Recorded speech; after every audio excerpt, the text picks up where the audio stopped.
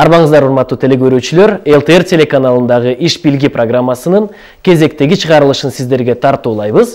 Бүгүн бизде конокто абдан кызыктуу иштерди алып барып жаткан Кыргызстан жарандары, ишкерлери отурат.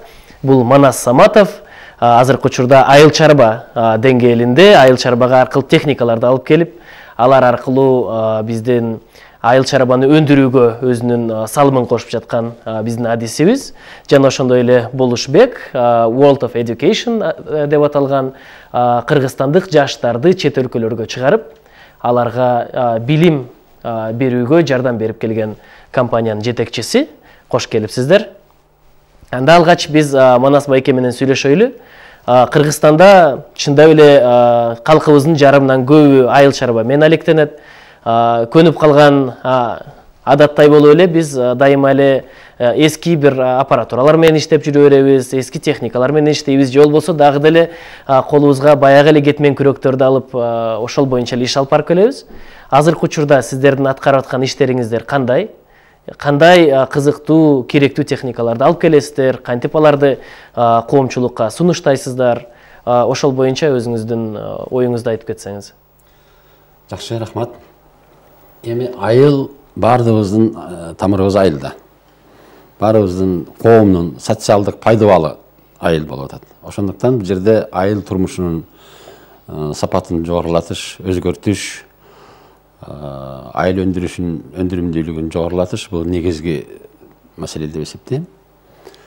Бул жерде көп жылдардан бери топтолгон көйгөйлөр толтура. Ошонун негизгиси бул айылдагы дыйкандардын өндүрүш каражаттарынын колунда жоктугу болуп эсептелет. Негизги өндүрүш каражаты болгон жерден сырткары бул техника маселеси өтө орчундуу. Болгондо дагы ушул маселенин ичинде дагы ар түрдүү көз караштар бар. Мен дайыма кайталап келем. Биз айыл өндүрүшүн өзүнчө агробизнес катары карап көнүшүбүз керек ошого. Азыркы учурда биз көнгөнбүзбү же көнө элекпизби? Кайсы деңгээлде айыл чарбаны биз бизнес катары карайбыз? Тилекке каршы бизде анда түшүнүк жок. Дыйкан мындай жүрөгү менен сезет, эмгектенип бала бакырам багышым керек деп. Бирок өзүн бизнесмен катары сезбейт. Өзүңүздөр билгендей, бизнес, агробизнес бул киреше табуунун жолу. Ошон үчүн кантип аракет кылганда мен ошо фермердик чарбамда киреше таба билем дегендей суроо коюш керек тагын. Ошону чечмелеп, эсептеп барыш керек. Ошол көз караш менен караганда дыйкандын колундагы куралдар, ошол эле техникалары, башка өндүрүш каражаттары ага өзүн өзү актай турган даражада болуш керек. Маселени татаалдаштырыштын кереги жок. Ошол эле ар бир дыйкан өзү эрте жаздан баштап кандай талаа операцияларын жасап билет. Мисалы үчүн айдоо, малалоо, себүү, чабуу, отоо дегендейчи. Ошол ар бир талаа операциясын жасаганга канча чыгым кетип атат. Анын альтернативдик жолдору. Кол менен айдаганда, ат менен айдаганда, же болбосо трактордун жардамы менен айдаганда канча чыгым кетет. Ошону салыштырып, ар бир дыйкан өзүнчө бир анализ жүргүзө алат. Мен ушуга чакырып кетер элем да. Азыр эми ошол жанакындай эрте жаздан кеч күзгө чейин жер тырмап, анан күздө барып туруп наалып отурбастык үчүн ошо биринчи кадамдан баштап акыркы кадамга чейин чыгымдарын эсептеп, ошо чыгымдарды кыскартууга болгон аракетти күчөйтүрүш керек. Мен эсимде да бир 10 жыл, 15 жылдар мурда мен абдан эле кичекей болчумун. Анан бир америкалык келген таласка. Анан ал өзүнүн кандайдыр бир кеңештерин берип, консалтинг менен келген экен да. Анан жергиликтүү калк сураган, сиз эмне иш кыласыз деп. Ал Далласта 400 гектар жердин ээси экен. Андан сурашты, ай 400 гектар болсо канча адам иштейт деп. Ал айткан бир 3-4 адам иштейт деп. Калган бардыгы техника деп. Бул 10-15 жыл мурда болгон. Ал эми бизде 1 гектарбы, 2 гектарбы, 5 гектарбы ага үй бүлөбүз менен толук барып иштейбиз. Дагы деле техникага өтө элекпиз да. Ошол техника маселеси боюнча. Сиз ар кандай тракторлорду, айыл чарбага керектелүүчү техникаларды Европадан ташып келесиз? Эмне үчүн Европа жактан алып келесиз? Алардын айырмачылыктары кандай? Кантип ушундай техникалык заманга биз өтө алабыз? жөнөкөй эле бир түшүнүктүү болсун үчүн айдоо процессин алалы. Мен дайым айтып келем, айдоо бул дыйканчылыктын алиппеси. Эгер жерди тапка келгенде учурунда сапаттуу айдабасаң, дыйканчылык кылыштын пайдасы жок.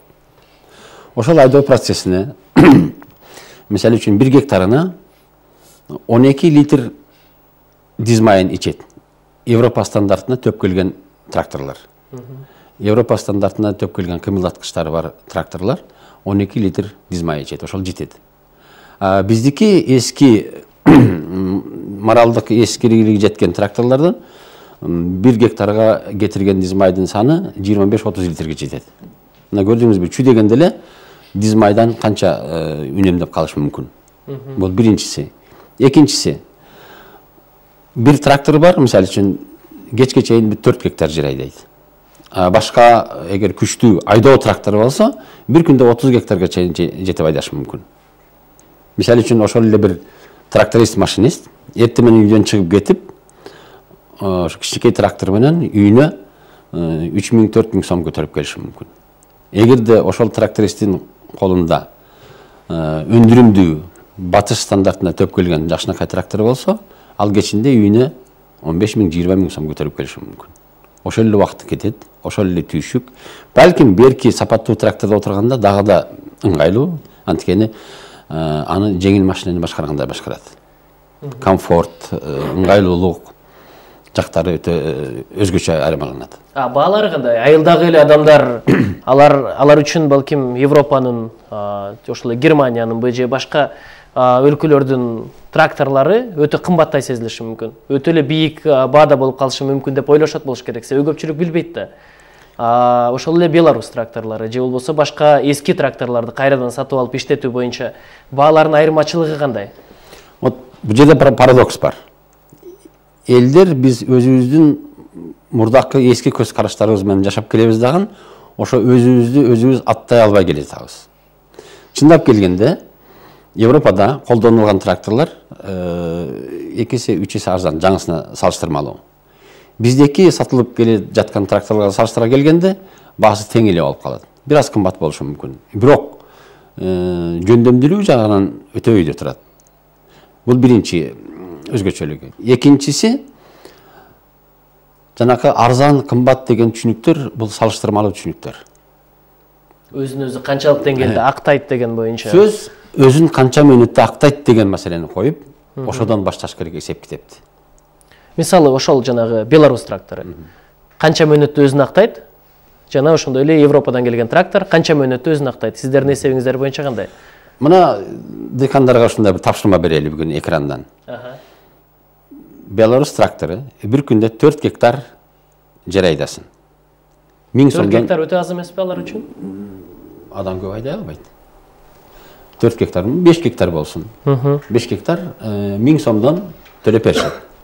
Анын сыртында 25 литр диз май коюп беришет. Эми ойлоп көрүңүз, 4000 сом. 4000 сом.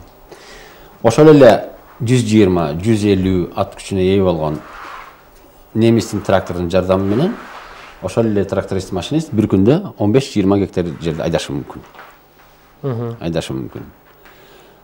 4-5 эсе көп. 15 гектар айдаса, демек 15.000 сомго иштейт. Плюс жанакы диз майдан да үнөмдөп калат. Айырмасы барбы, жокпу? Айырмасы бар. Анан ал унаалардын, ошол айыл чарба унааларынын техникаларын сатып алуу боюнча кандай? Мисалы үчүн азыркы учурда биз машина алганда көбүбүз эле Volkswagen, Audi же Toyota'нын көпчүлүк колдонгон маркаларын сатып алабыз да. Себеби дегенде эгер алар бузулуп калса, эртең аларга тетиктерин сатып алуу оңой деп. Балким ошол тармактан да коркуп жаткандыр айыл жарандары. Бар, мындай коркунуч бар. Бирок адан да мурда бизде дыйкандарда эркиндик жок. Бул эркиндиксиздик мындай эки себеби бар да. Биринчиден, бул трактор, айыл чарба техникалары өтө кымбат буюмдар. Өзү, мисалы үчүн жеңил машинага салыштырмалуу кымбат нерселер. Ошондуктан дыйкандар өз күчү менен сатып ала албайт. Бул биринчи тоскоол. Экинчи жактан, бүтүн дүйнөдө лизинг системасы бар. Ошо дыйкандарга негизги өндүрүш каражаттарын сатып бере турган, жол ачып бере турган ыкма бар. Ыкма бар. Бирок ал ыкма бизде колдонулбай келе жатат. Жанакы лизинг деп айтылып келе жаткандар булар квази лизинг, жасалма лизинг. Жасалма лизинг. Лизинг деген бул кандайдыр бир техника алгач келет, анан аны жанагы квартираны эле ипотекага алгандай эле убакыты менен акчасын төлөп отуруп, акыры бир канча бир жылдын ичинде кутулуп каласың. Туурабы? Дагы жөнөкөйлөштүрүп айталы, бул баягы эле кредиттин бир түрү. Кредитте колуңузга акча бербейт, сизге машина берет. Трактор берет. Өзүңүз тандаган машинаңыз. Ошо тандоого келгенде бизде бүт бардыгы бузулат. Се дыкан эркин эмес. Биз ушул таза лизинг системасын киргизишибиз керек. Ар бир дыйкан айтып атпайсыңарбы? Ким кааласа Мерседес айдап атат, джип айдап атат, башка дегендейчи. Дыйканда ошондой мүмкүнчүлүк болуш керек. Азыр дыйкандар бир топ жетишип калды, өздөрү билишет. Көз жете баштады.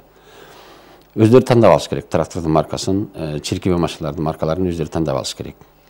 Биздеги терс көрүнүштүн бир жери бул мамлекеттик кызматчылар тарабынан тандалып туруп, анан таңууланып берилип жатат. Алар дайыма жыл сайын канча бир тракторлорду, Беларусь тракторлорун алып келип, бияка көргөзмөлөрдү өткөргөндүгүн мен билем. Ошону анан биздин фермерлерге таңуулап, кредит тарабынан берип жатат. Ошонусун лизинг деп берип атышат, бирок бул лизинг эмес. Бул баягы эле коммунисттик бөлүштүрүүнүн бир түрү. Бунун эркин экономиканын эрежелерине таптакыр төпкөлбөй турган аракеттер булар. Негизи эле менин түшүнүгүм боюнча Беларусь тракторлору көбүнесе ушул биздин өлкөгө келет окшойт да. Себеби дегенде өздөрүндө дагы жанагы сүрөттөргө тартып коюптур. Абдан 10 000 деген тракторлору турат экен да, заводунда сатылбай. Заводдун короосунда турат. Белоруссиянын өзүндө деги колдонбой калышты деп айтса болот. Россияда колдонбой калышты. Казакстанда эрте күндө, Өзбекстанда эрте күндө колдонгон жок. Ошо биз менен эле бир аз тажиктер да бар, башка жерде сатылганын мен көп деле билбейт экенмин. Анан тиги Европа техникасына кайрадан кайтып келсек, мисалы үчүн азыркы учурга чейин сиз алып келдиңиз да бир нече ошондой техникаларды кандайдыр бир жарандарга өткөрүп бердиңиз. Ошол процесс кандай өттү? Кантип ал жөнөкөй эле жарандар ошол техниканы сатып алганга мүмкүнчүлүк алышты? Кантип алар иштетип жатат, кантип актап жатабы, актабай жатабы, бузулуп атабы, бузулган жокпу?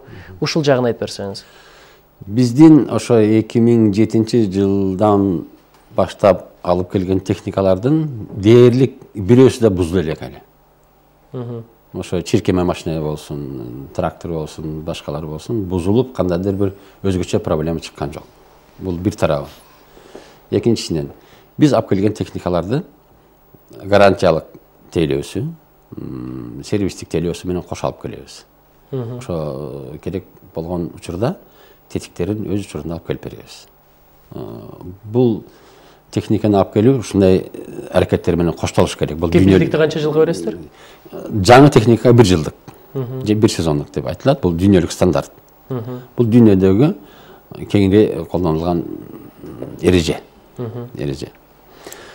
Анан кийин биз саны менен мындай мактана албайбыз, же болбосо анын кереги да жок. Биз негизинен ошо принципиалдуу түрдө өзгөчө айырмаланып, ошо чыгымдардын көлөмүн кескин түрдө кыскарта турган проекттерди жасап атабыз. Мисалы үчүн Таласка биз ошо пиязды эгип өстүрүүнүн толук бойдон техниканын жардамы менен жасай турган технологияны алып келдик. Кайсы районуна келди Таластын? Манас районуна, Жиде айылында. Кыргызга биринчи жолу ошо толук кандуу, мындай толук опциялдуу деп коюшат, трактор келди. Бул кандай деп түшүнсө болот? Асты жагында дагы кубат алуу валы бар. Асты жагында чиркеме устройствосу бар. Чиркеме машиналарды илип иштете турган, иштесе боло турган эмеси бар, устройствосу бар. Ичинде кондиционери, радиоприемник, магнитофону дегендей, ушундай тракторду алып келдик, эл көрсүн деп. Жаңы заводдон алып келдик. Ыраазы элдер, анткени мисалы үчүн 1 гектар пиязды жыйнап алыш үчүн талаадан кол менен иштегенде 20 кишини иштетет экен, ага башаягы болуп 1 айдай убакыт кетет экен. Биздин ошол трактор жанакы пияз казган машина менен бир күндө 10 гектарга жеткен аянтты жыйнап коюшу мүмкүн. Кескин өзгөрөт экен. Анан ал тракторлар урукту себип, отоп, сугаруу үчүн алдын ала жана жөөгүн дагы бардыгын өзү түзүп берет, анан өзү казып алып, сорттоп берип коет экен да. Биринчи биз эмнеден баштадык? Пияздын эгүү процесси өтө татаал процесс. Анткени пияздын уругу майда келет. Өтө майда келет. Анан кийин пияздын уругу өтө кымбат. Өтө кымбат. Сапаттуу үрөндөрчү. Анан биз ошон үчүн жанакы жөөк жасай турган машинаны алып келдик. Атайын. Фрезанын жардамы менен горизонтал жайгашкан фрезанын жардамы менен баягы топуракты майдалап, жакшылап туруп, артынан үтүктөгөндөй кылып жасап кетет. Төрт бурчтук жөөк жасайбы? Ушундай жөөк жасайт. Анан анын үстүнө жанакы үтүктөй, күзгүдөй түз болгондугу үчүн майда урукту жайгаштырыш оңой.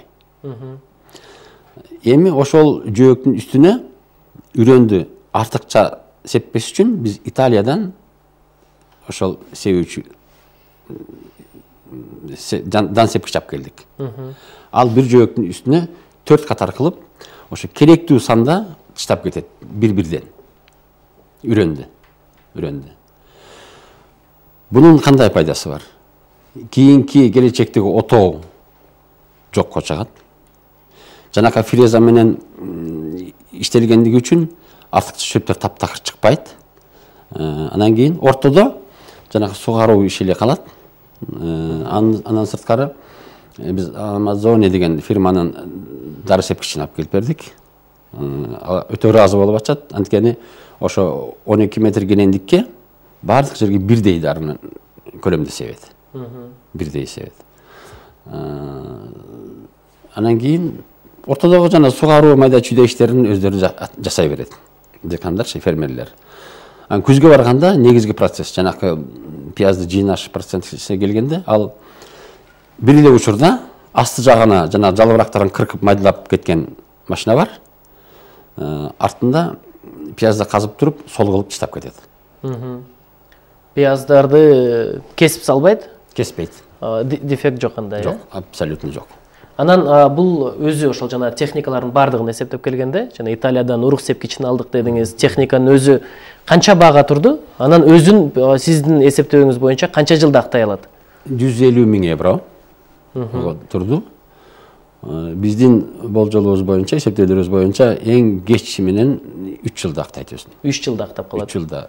Мындай жай бир кыямда иштесе 3 жылда актайт. Ал техниканы 5 жылдык мөөнөт менен алышкан, дагы 2 жыл запаста бар дегендей да. Ал кепилдикпи? Техникасын өзүнө кепилдикпи? 5 жылдык мөөнөт деген же алар лизингтин мөөнөтү. Лизингтин мөөнөтү. Ушуна болуш керек да. Лизингтин мөөнөтү ошо техника өзүнүн актай турган мөөнөтү менен өлчөнүш керек. Лизингтин мөөнөтү бир аз көбүрөөк болуш керек. Жок дегенде 1 жылдык запасы менен. Эми бирок бул эреженин формуланы бизге жакшы жагы кандай? Биз ошол көп нерсе 3 жылда эмес, өзүн 1 жылда, 1 сезонда, 2 сезонда актай турган машиналарды алып келип атабыз. Бул өтө маанилүү нерсе. Ошол техниканы алган киши 1 жыл, 2 жылда төлөп туруп, анан калганы кенен иштете берет өзүнө. Бул техника бир айылга эле эмес, бул толук кандуу бир районду, Манас районуна жетише турган болуп калат экен да. Же андан дагы тышка чыкса. Мисалы үчүн ошол пияз эккендердин баарына жетишип атат. Ошол райондогу. Пияздан сырткары сабизди эгип берип атат. Капуста, ушундай. Аларды жыйнап дагы берет анан. Жок. Азырынча жана себеп. Аларды жыйнаучу машиналар бир аз башкача. Бирок көлөмдөрү капуста үстүндө өсөт. Себешке келгенде жанакы Италиядан сепкичинин дисктерин алмаштырып туруп, аны капустанын үрөнүн сепсе болот, сабиздин үрөнүн сепсе болот, пияздын үрөнүн сепсе болот. Ошо майдадандуу өсүмдүктөрдүн үрөнүн сепсе болот. Менин оюмча абдан кызыктуу. Анан ар бир райондо дагы, мисалы Манас районунда сабиз пияз көбөрөгөсү эгерде өстүрө турган болсо, башка райондордо башкача кандайдыр бир айыл чарба продукцияларын өндүрүшөт. Ар бирине өздөрүнө керектүү тетиктер, өздөрүнө керектүү автоунааларбы ошондой караштырып чыгып, аларды алып келсе болот экен. Балким чындап эле жалаң эле өзүбүз кетмендерди дагы деле көтөрүп алып эле жаздан жаз күрөш, жаз жарыш, күз күрөш деп жүрө бербей, балким техниканы жумшап коюп өзүбүз башка тарапка дагы көңүлүбүздү бурсак болот окшойт.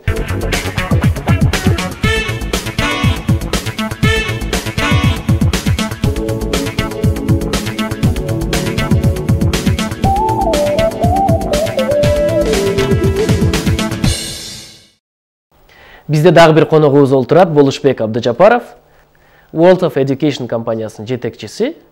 Бул компания Кыргызстандын жарандары үчүн чет өлкөдө билим берүүгө мүмкүнчүлүктөрдү түзүп келишет. Азыркы учурда сиздер абдан эле көп студенттерди жөнөтүп калсаңыздар керек. Жылына канча студенттер кетип атат? Кантип алар ошондой мүмкүнчүлүктөрдү сиздер аркылуу таап жатышат? Чоң рахмат, Мусулжан. Негизи бул билим берүү тармагы өтө чоң да. Анын бардыгы эле билим берүү тармагынан мен айта албайм, бирок чет өлкөдөгү бир университеттер боюнча көп маалымат бар да бизде. Кыргызстандан ушундай так маалымат жок, канча студенттер кетишет, кайсы мамлекетке, кандай эмне үчүн да ушуна катталбайт да ошол маалымат. Бизден болсо биз жыл сайын 100дөн ашык студенттерди чет өлкөгө жөнөтөбүз. Көбүнчөсү Кытай, Малайзия, анан Турция, Европа мамлекеттерге кетишет да окуганы. Вот. Эмне үчүн ушундай азыр ушундай мүмкүнчүлүк бар? Биринчиден бул эркин экономикасы деп атабыз да. Азыр болсо, мисалы 10 жылдан мурун болгон окуяга азыркы окуяга салыштырганда, азыркы уже элдер уже алардын өзүнчө бир көз карашы уже өзгөрүп баратат. Эң негизгиси бул билим берүү, негизи университетке окуу, бул мен жеке ой пикирим боюнча бул өзүнчө бир инвестиция. Инвестиция баягы бир тракторлорду салыштыргандай айтса деле болот. Эмне үчүн десе, мисалы $22,000 тракторду сатып алып, анан ошол жерден канча 3 жылдан 4 жылдан кийин пайда көрөсүң дегенде. Жол болсо анын ордуна биз Советтин эски тракторду сатып алып, арзан баага, анан кийин дагы 6-7 жылдан кийин ошо пайда көрөсүң деген ушундай салыштырса болот да. Ошол чет өлкөдөгү билим университеттери менен биздикин университеттери менен салыштырабыз. Биринчиден бул ата-энелер, анан ошо мектепти бүтүрүүчүлөр уже азыр уже түшүнүшөт. Азыр 4 жыл окуп, жөн эле эптеп эле диплом алайын дебестен, жакшы билим алайын деп, анан ошол билим алып, университетти бүткөндөн кийин кандай ишке ээ болгону ушундай суроо өзүнө беришет да. Ошол кайсы ишке орношом, кандай айлыгы бар, ошондой бир азыр ушундай түшүнүк бар. Азыр ойлонуп калышкан экен кайсы бир жарандарыбыз, эмне үчүн окушум керек, эмне үчүн ушунча көп убакыт коротушум керек, ата-энемдин акчасын же болбосо өзүбүздүн акчабызды коротушубуз керек деген түшүнүк пайда болуп, ошон үчүн чет жактарга дагы окуп жаткандар. Эмне үчүн сиздер аркылуу көбүн эсе Кытайга келип жатышат азыркы учурда? Негизи Кытайга Кыргызстан, мен оюмча деп тажрыйбам боюнча, эң биринчи кеткени Россияга кетишет да бул. Бирок өзүнчө кетишет. Казань, Москва, Петербург шаарларында. Анан экинчи жагдайы бул Кытай. Кытай деген, биринчиден биз Кытай менен чегара коңшу мамлекетпиз. Андан тышкары азыр Кытай тилин билгени көп мүмкүнчүлүктөрдү алып барышат да. Кытай тилин билип алып, азыр көп мисалы Кытайдын компаниясы бул жерден ишке алса болот окуучуларды. Бизнес соода кылса болот. Дордойдун баары Кытайдан, көбүнчөсү Кытайдын товарларын алып келип бул жерден сатышат да. Бул көп мүмкүнчүлүктөр. Дүйнө жүзүндө негизи Кытай азыр соода боюнча биринчи орунду ээлешет да. азыркы учурда деле түшүнүп жатса керек. Ал түгүл азыр Кытай абдан күчүнө кирип баратат. Келечекте мындан дагы күчүнө кирет. Сөзсүз түрдө көп адамдар Кытай тилин эгерде биле турган болсо, анда өз ордун ушул тармакта таап кетиши мүмкүн деген. Бул сөзсүз эле Кыргызстанга товар алып келүү эмес, балким чет өлкөлөргө дагы. Анан биздин ошол Кыргызстандан барып жаткан жарандар кандай адистиктерди тандап, кайсы тармактарды окуп жатышат азыркы учурда? Адистер азыр көп. Азыр болсо, мисалы, жаңы мындай профессияны уккансыздар бул IT, инженерная профессия, ген инженерия, биотехнология, ушундай азыркы кесиптер уже чет өлкөдө көп. Мисалы, эң мындай жакшы үлгүнү келтирейин. Мисалды бул Google деген компания бар, биз уккансыздар. Ошол компанияда Кыргызстандан 6 жаран иштейт. 4-өсү Кыргызстандын университетинде, экөөсү бир Америкадан окуп бүтүп азыр ошол жерде иштешет.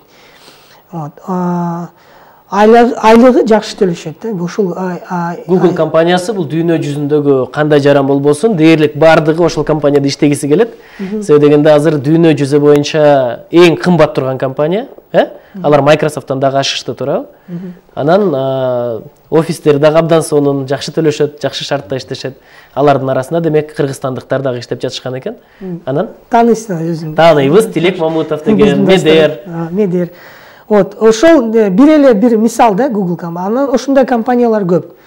Алар көбүнчөсү чет өлкөдө да иштес. Мисалы, мен жакшы IT компьютердин адиси болсом, Кыргызстанда да иштеп, бул жерден компьютер программаны жасап, чет өлкөгө сатса болот деген мүмкүнчүлүк бар.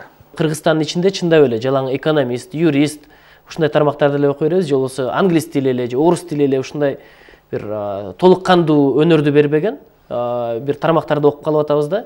Ал эми тыш жакка кетип аткандар демек туура эле багытта тандашып аткан экен. Эми көбүнчө кесипти тандаганда алар өзүн жаккан кесипти тандашат да.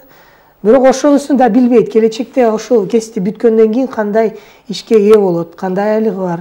Ошол суроолор да азырынча белгисиз да аларга. Ошол себептен тандаганда мындай же өзүнүн досторунан угушат, же өзүлөр бир жактан бир жерден угуп, ушул кесип жакшы экен, ошону тандап, анан кийин ошол жерде окушат да көбүнчөсү. Көбүнчөсү тандаган өзү жаккан кесипке окуйт да. Чет өлкөдө эмне жагы бар ушул чет өлкөдө окуганы? Биринчиден бул тилди үйрөнөт.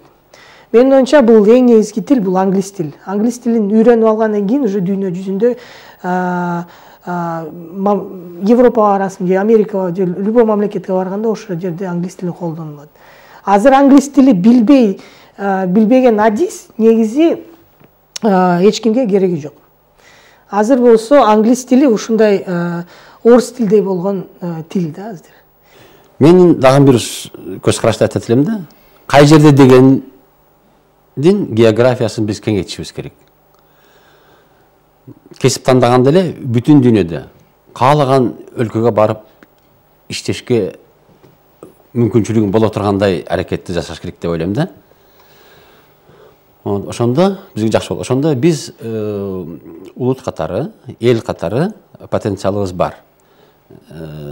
Сыртка экспорт, өзүбүздүн интеллектуалдык потенциалыбызды экспорт жасап, анан сырттан акчалай каражат ташып келсек болот дегендей бир болор беле. Ушуга кандай көз карашыңар дейт? Ошону сиз туура айтасыз. Бул негизи биз интеллектуальный экономиканы курушубуз керек, менин оюмча да.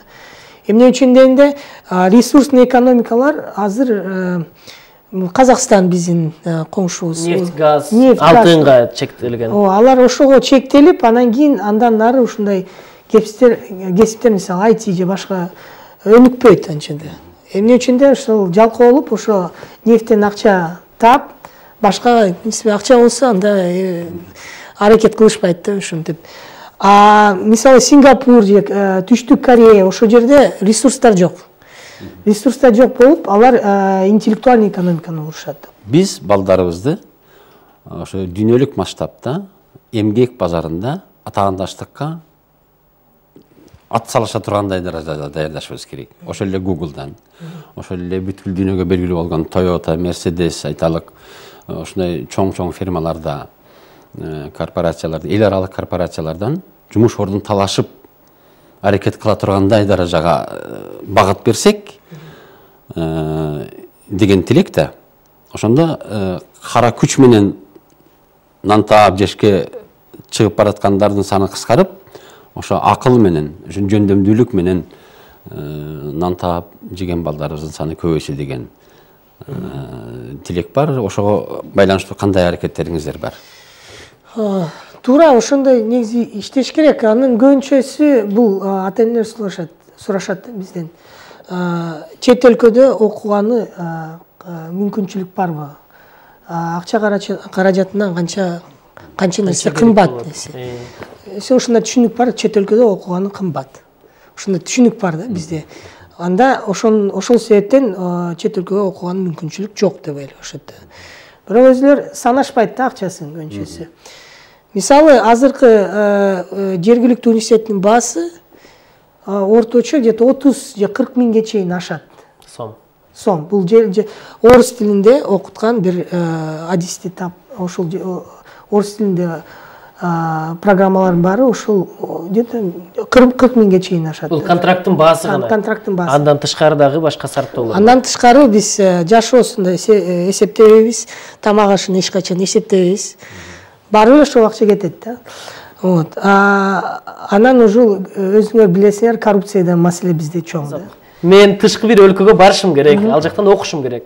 Америкабы, же Кытайбы, же Европабы, же Малайзиябы, каяк болбосун.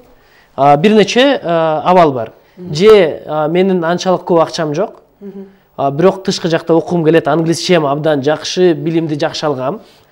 Демек балким кандайдыр бир кыргызча биз бюджет өтөт деп коет го, алар стипендия деп коет. Ошондой бир жардам алып окуганга, тапшырганга мүмкүнчүлүктөр көп элеби?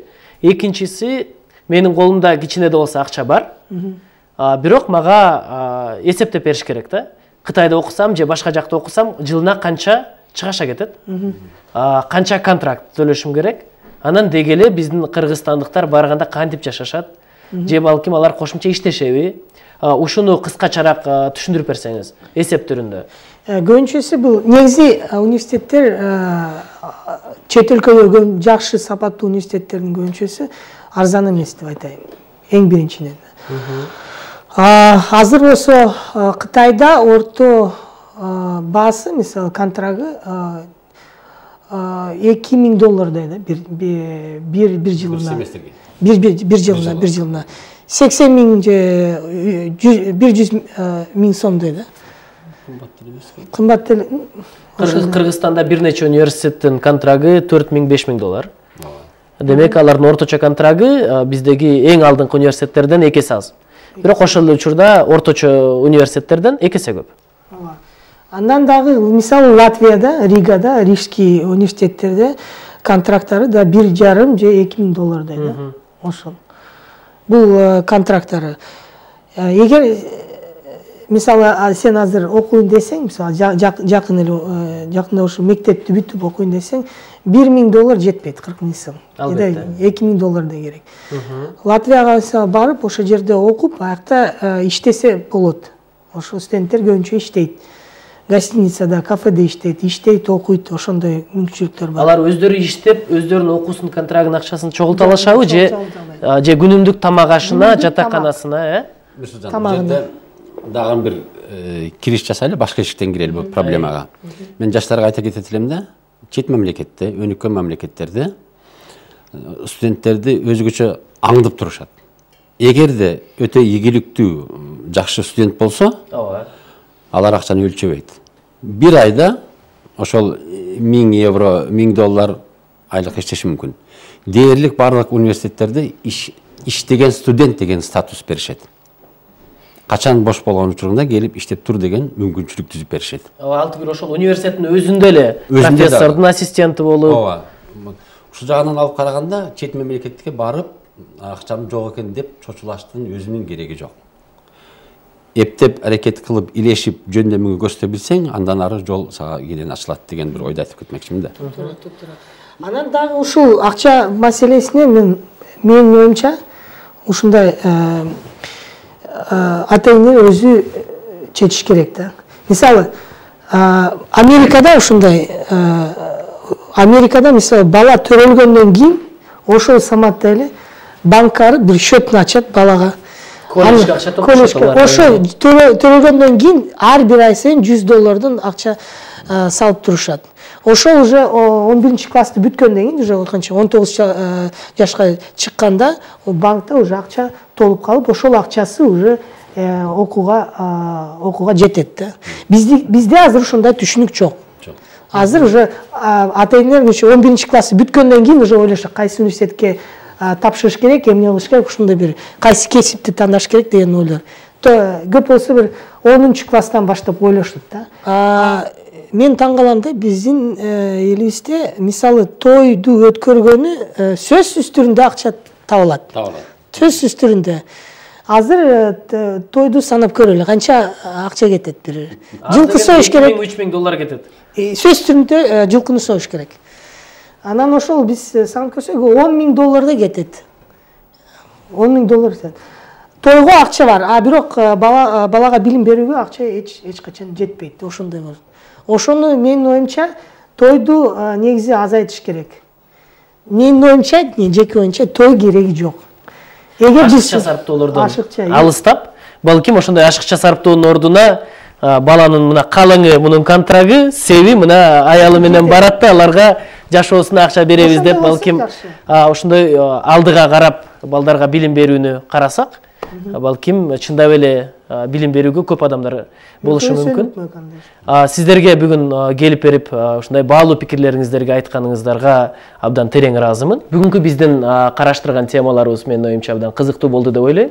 Деги эле чет өлкөдө билим алуу, билимге умтулуу бул көп нерсени талап кылат. Ошол эле учурда өзүбүзгө дагы абдан чоң жардамды бере алат деп ойлойм. Мисалы үчүн, мен дагы азыр Британиядагы бир университетте окуйм, өзүм акча төлөбөйм. Ал университет тарабынан, ал жакта иштеген уюмдар төлөп берет.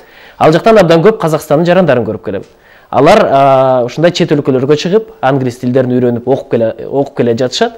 Кыргызстандыктар дагы алардан артта калбай, көбүрөөк болуп дагы билим алып, дүйнө жүзүн багындырганга жетише алат деп ойлойм. Ошол эле учурда Кыргызстанда калып калган жарандарыбыз үчүн дагы чоң мүмкүнчүлүктөр бар экендигин бүгүн дагы сездик. Эски көнүп калган адат кылбай эле, балким жаңыча техникаларды карап, Европадан техникаларды алып келип, өзүбүздүн айыл чарбабызды дагы кыйла алга сүрөсөк болот экен. Ушуну менен иш билги программасынын кезектеги чыгарылышын аяктайбыз. Жолукканча бар болуңуздар.